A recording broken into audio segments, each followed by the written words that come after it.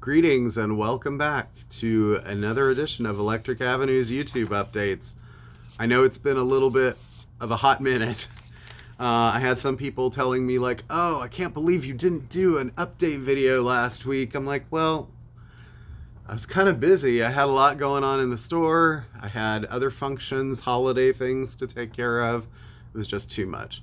So I figured since there's really nothing coming out this week, and there's really very little until next week, I'll give you this little nugget to kind of play out 2023. So I'm going to go through what were the store's top sellers of the year. We'll give you some previews as to what's coming out early on in 2024 and give you a little bit mini review since I did not do that for the last couple weeks. I was sort of like, oh, I forgot to do a review. So let's get to it. The first thing I wanted to say is thanks to everybody for thinking of my cat. That was very kind, all the messages that I received. She's actually doing okay-ish. She's on medication, and it's like some days she's up and the next day's not, but at least she's been determined to not be diabetic and she's off insulin, so that's a positive thing. So anyway, all right, let's get started. I'm going to give you the list, first of all, of the top records for the store of the year. At number 20, crazy, there was a four-way tie.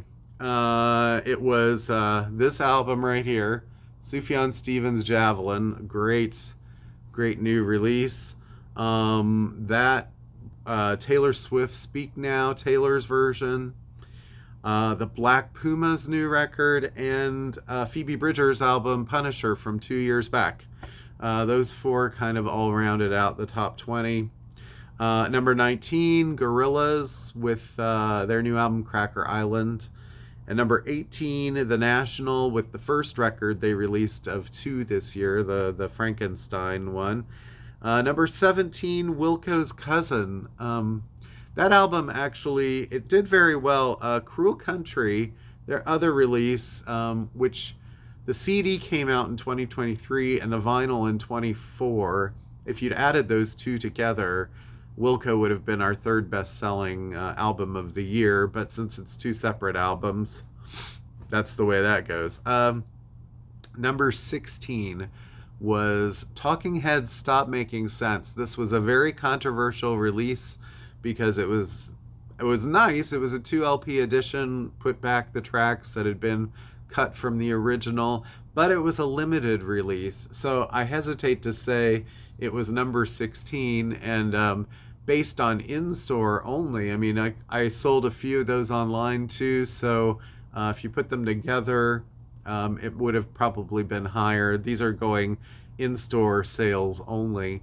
And that album, I think, would have had the opportunity to sell many, many more copies, but because of whatever contracts had been signed, they were limited, and nobody really knew that. So people were going crazy trying to get it. Anyway, Talking Heads. And yes, I am including reissues on this list. It's very hard to kind of parse those things out. Number 15, Olivia Rodrigo's Guts. And again, she was very popular this Black Friday Record Store Day with the extra tracks from that project, plus her first record. She had a banner year as well. But Guts, the album, at number 15. Number 14, SZA's new album, SOS. Number 13, here's Taylor Swift again with Folklore, an album that's, 4 or 5 years old, but probably her most popular record. And I'd say that some of those were totally based also on availability. Like if I had been able to get more Taylor, she might have even been higher on this list with some of these things. We haven't been able to get much of Lover, and we sell out of Reputation all the time. And those both could have been much higher. But, you know, this is sort of like we're dealing with product shortage on certain things. Number 12, the new Lana Del Rey. Did you know there's a tunnel under Ocean Boulevard? and a great album, and had a couple different versions of that, and that ended up at number 12. Number 11 was the new Slowdive album, and I feel like that took 30 years for that band to really break for some reason. I don't know why the comeback record from 6 or 7 years ago didn't set the world on fire as much as this. I mean, it was a very good album and it did well, but to be placing at number 11 on our top 20 is, it's like shoegaze finally kind of like took off. Um, Great. It should have a long time ago. All right, top 10. Moving right along. I'm going to keep this moving. Taylor Swift, 1989, Taylor's version. Maybe you thought this would be higher. I think it did all right. I think the reason it wasn't higher was because so many people pre ordered it online. And this is where online sales sort of cannibalize store sales when you can get it at the store too. Now, maybe there was some other version. I don't know.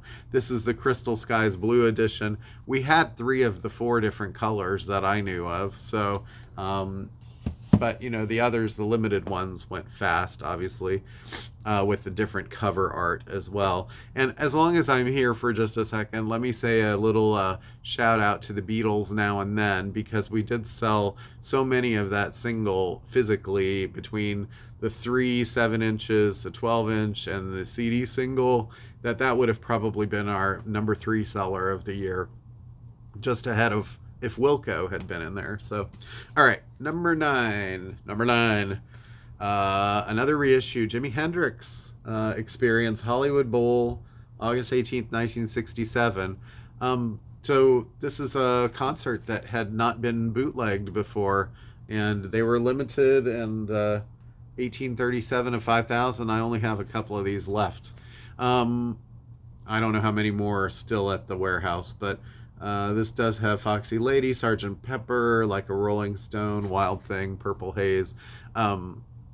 It's interesting because this is $27, and I think I saw more kids buying CDs this year again, and it might be a financial thing because records have gotten so expensive. This one is fairly reasonable, but some of them get pretty pricey.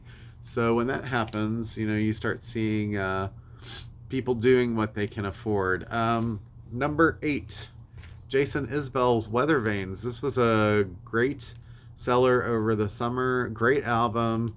Jason, just very speaks to the people. He talks about real life issues, and he's very insightful. I love how this says life and death songs played for and by grown ass people on the sticker. So, yeah, it's a great album. Number 8 for the store. Number 7. I think this is one of their best records. Taylor Hawkins, rest in peace. This is Foo Fighters, the white vinyl version of But Here We Are. Probably their best album, I think, since at least Wasting Light. So I think Dave Grohl really tapped into a lot of the sort of sadness about losing another band member this way, and the album really reflected that. It was an album that was really about something, and it was something that mattered to people and touched people, and good piece of work. I really like that record, and again, pretty reasonable, $25. That's not bad.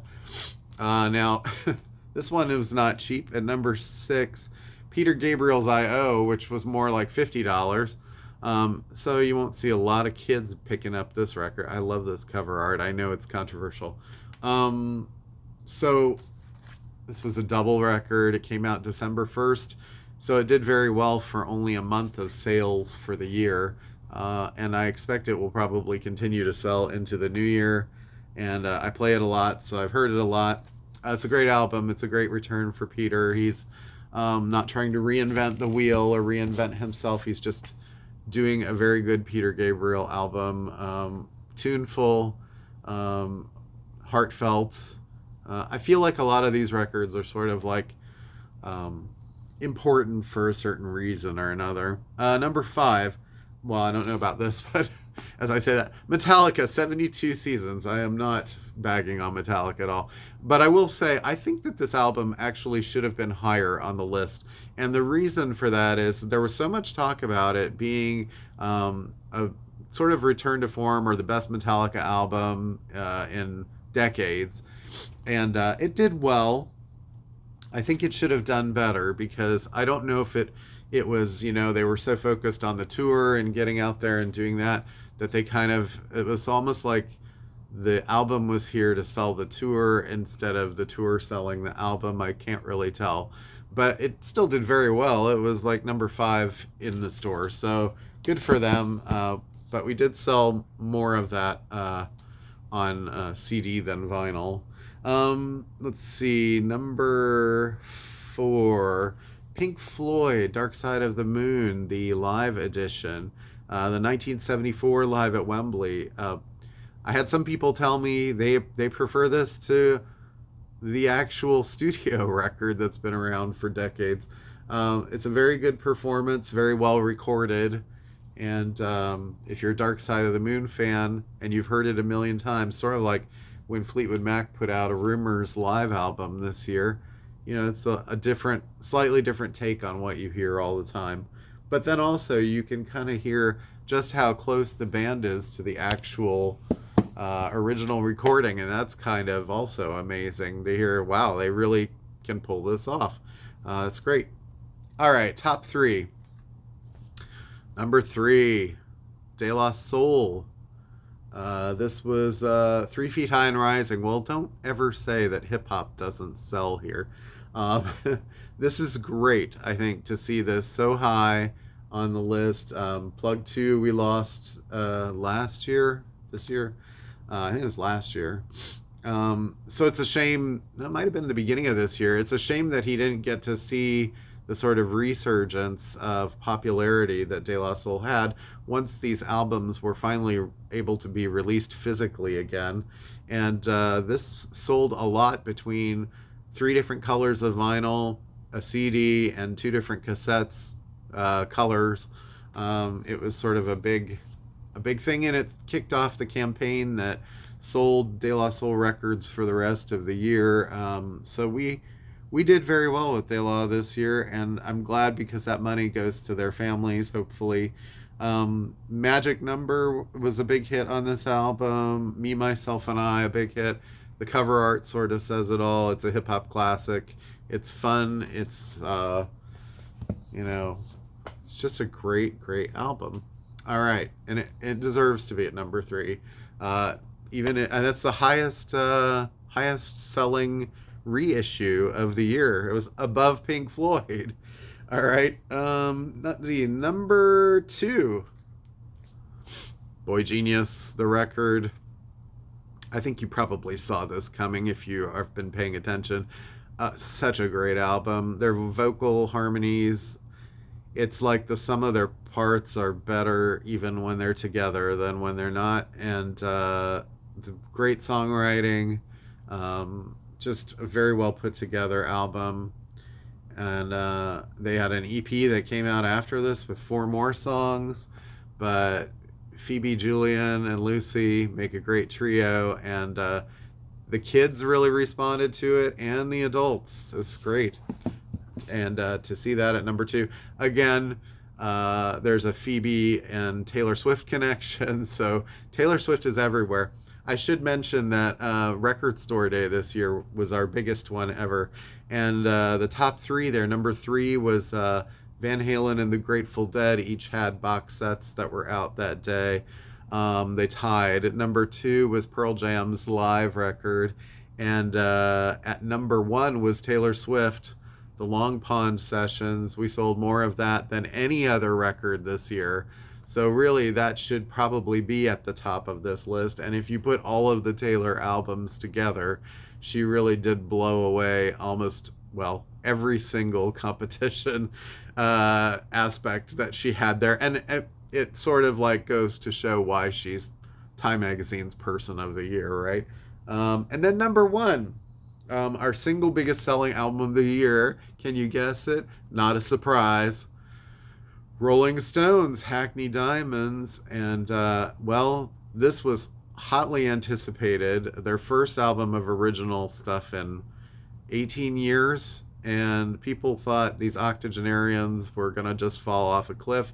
There are a few naysayers out there. They're mostly 99% drowned out by the positive reviews of this record. And um, it might not go super deep all the time, but it is definitely the sound of a Stones reinvigorated and gives new credence to the um, just because you're 80 doesn't mean that your life has to be over, and which is has some political ramifications for 2024, I think. But anyway, this was a great album. Really, they sound so energized. I don't think anybody saw this coming as far as like the kind of like sort of uplifting kind of sound that they get on this record. So, congratulations to Rolling Stones, our number one seller of the year. 60 years into their career. 60 years into a career. Now, Sparks was my number one pick of the year, and they're about 60 years into their careers, too. Uh, Getting there. But I didn't sell nearly as much of that. Maybe a dozen. I don't know. So, congratulations to the Rolling Stones. Hey, a dozen is great for Sparks. Guys in their 70s that I don't know what they're, who's listening to them, but apparently a lot of us are. All right, let's see. So some things looking forward to in the future that are coming out. The new Smile record, The Smile by Johnny and Tom from Radiohead, comes out in January. That's their sophomore record, and really looking forward to that since the first one was great. Some other new albums: Jesus and Mary Chain, Future Islands, and there's a new Liam Gallagher and John Squire coming at some point. Liam from Oasis, John from Stone Roses. I guess Liam and Noel can't seem to put their differences aside. Maybe it's all Noel, I don't know, but and put Oasis back together. But they were releasing great solo records, so I can't be too upset about that. New Vampire Weekend record. They just confirmed supposedly that they're finished recording that. It's been 5 or 6 years. Nick Cave and the Bad Seeds apparently have a new studio album that's done or almost done. Primal Scream have been working on a new record that's supposedly almost done. Lauren Mayberry of Churches has been leaking tracks, and so I think she's got some solo record on the way. And The Gossip are back together and have a new record coming out in March. They've already premiered a pretty crazy video. Um, and then some things I've been hearing, sort of rumblings. Pet Shop Boys have been in the studio, so they might have something. Amy Mann, it feels like it's about time. I don't know, it's been a long time, at least since that Queens of the Summer Hotel sort of side project. Charlie XCX, it just feels like a year for her. I don't know, and I could be wrong. And Beck, how long has it been since Beck had a record now? Hyperspace. It's been a while. So, and I don't know what the situation with Yeah Yeah Yeahs is, but I kind of would like to see them do something, since that album they put out last year was great, but it was so short. It was like 8 songs. It's like, you guys were gone for 9 years and you've got 8 songs. Like, they should probably have more. Tame Impala.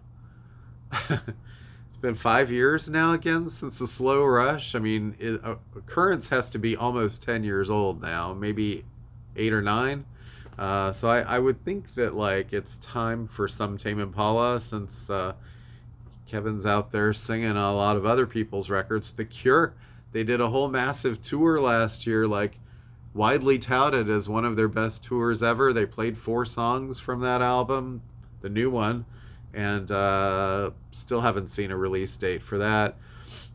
Sade, endless talk about Sade trying to get something out.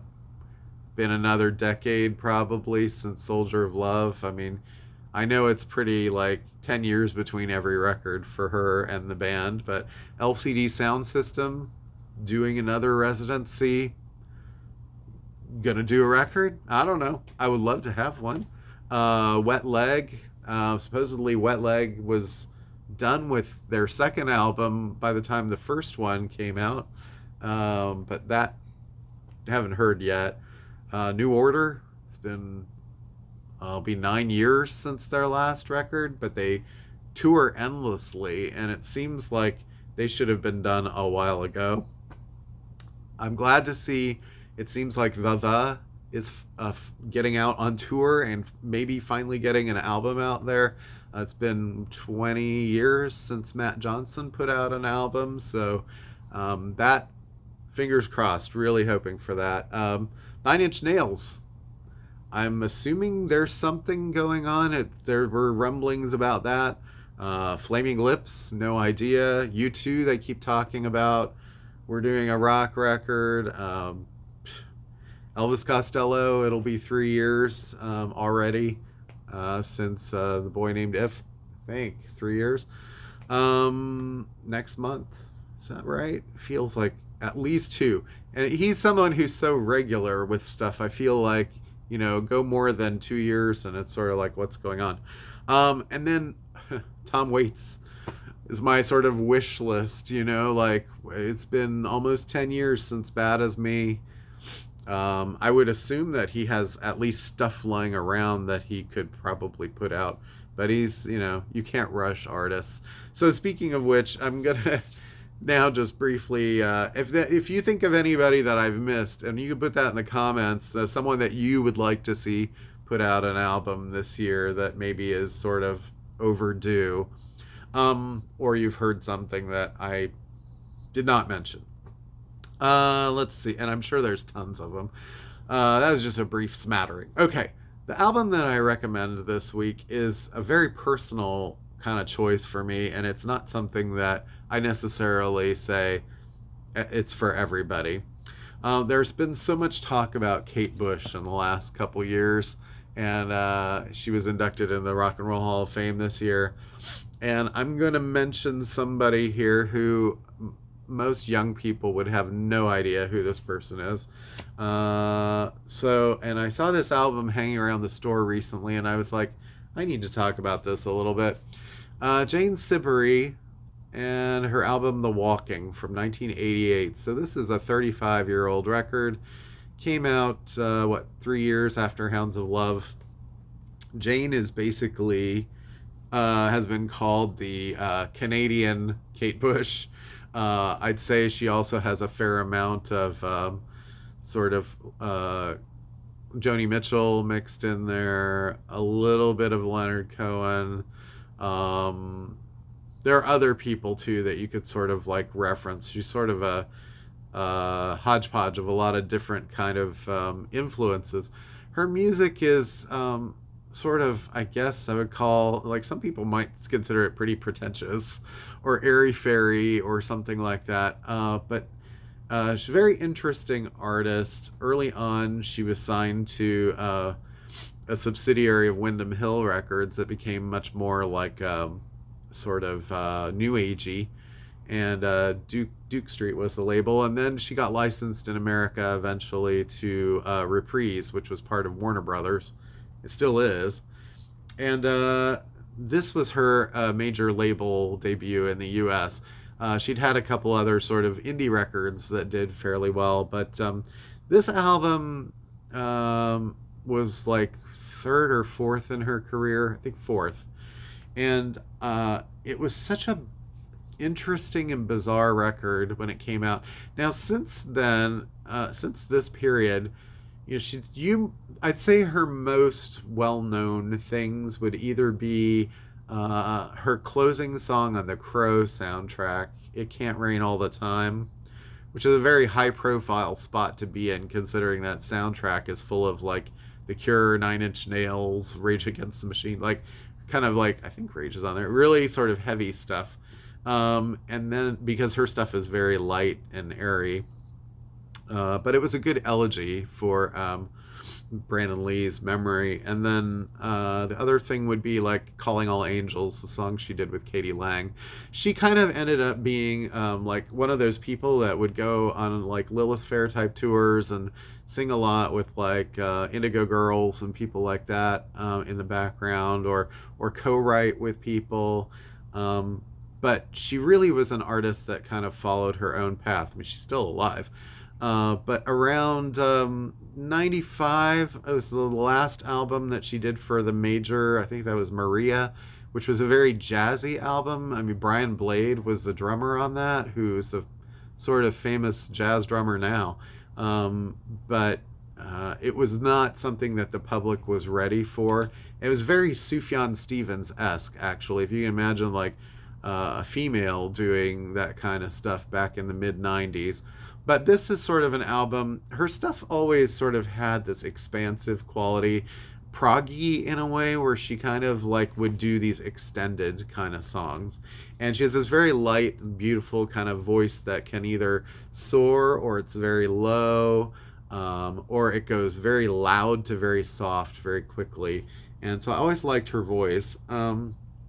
And she was one of the first artists that I saw in concert and met when I came to where I'm living now outside of Philadelphia. And she was a very nice person. And, it's, I think that she's one of those people that the reason that you don't hear about her more is because her art sort of overtook the commercial side. She's like, I just want to be an indie artist and not deal with the machine, and just try to like kind of either that, or the machine was just not ready for her. And so I think now she would be like probably one of those like streaming stars that, it's like, oh, have you heard this? This is like, outside the box. She paved the way for so many of those women. And while she was sort of like kind of seen as like a follower of like Kate Bush herself, although I don't think she sounds like Kate Bush really at all. And a lot of the 80s stuff, you could say, well, the keyboards are very 80s, and it's like they can be, but it was a very experimental time. And she worked a lot with this guy, John Switzer, who was kind of a studio boffin. And the musicians on this album are incredible. So every song on here there's not a song really less than 4 or 5 minutes, but there are some pushing the 10-minute mark. And there's actually a longer version of this album that was an early release, so about an hour. But when you get 8 songs, they sort of kind of like go through a lot of different sections a lot of the time. Like the first song, The White Tent, the Raft, is a very like interesting song made up of like parts of it almost feels like you're kind of like walking through like an art gallery, and you get each different sort of painting. And a lot of this album was sort of kind of reflective of she's Canadian, so reflective of like the Canadian countryside, being out in the open. The last song, The Bird in the Gravel, is a 10-minute track that has it almost features like the sound of birds and the sound of your foot in the gravel, and walking, and also the sound of like kind of a funny sort of what I want to say, like a Oktoberfest beer hall going on down the street in some cabin or whatever. There's a lot of sort of impressionistic, and in that sense it kind of draws from like classical stuff, from a little bit of jazz. Songs like Red High Heels and The Walking are very kind of catchy, sort of like ambling tunes. Very, they have their sort of 80s-ish. But then songs like Lena is a White Table, which I've never been able to figure out what the lyrics to that mean, or The White Tent, the Raft. The Lobby is a beautiful song. I cannot understand what it's about. She's very surreal, and she's a sound painter in the way that like, someone like Salvador Dali is a visual painter or whatever. And she's probably seen now as like quirky, sort of that artsy aunt that everybody sort of has, that like dabbled in this and dabbled in, like she was making like latch hook rugs back before anybody else was making those, or, little clay things or whatever, But music was her art. And I think she kind of got, she was sort of promoted by the system.